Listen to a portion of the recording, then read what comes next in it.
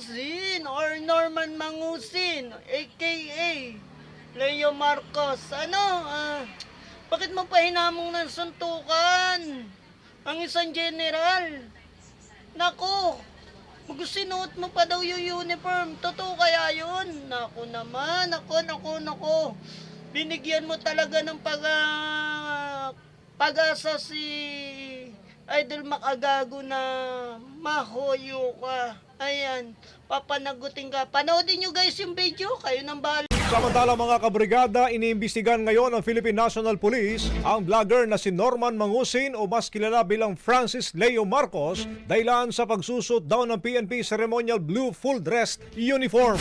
Ayon pa kay PNP Public Information Office Chief Brigadier General Randolph Tuanyo, posibleng maharap sa usurpation of authority at illegal use of uniforms or insignia na posibleng magre-resulta sa pagkakakulong ang mga individual na hindi otorisadong magsuot ng PNP uniform.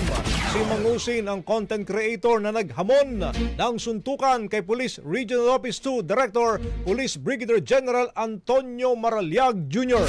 Kumakalat din ng post na makikitang itinabi ang larawan ng vlogger sa litrato ni Maraliag.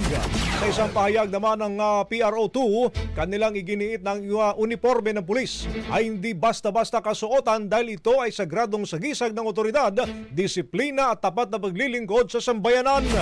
Sa ngayon, patuloy pong isinasagawa ng PRO2 at Regional Anti-Cybercrime Unit 2 ang masusing investigasyon kaugnay sa nasabing larawan at sa pagbabahagi nito sa social media. Tiniyak din nila na pananagutin sa ilalim ng batas ang sinumang responsable.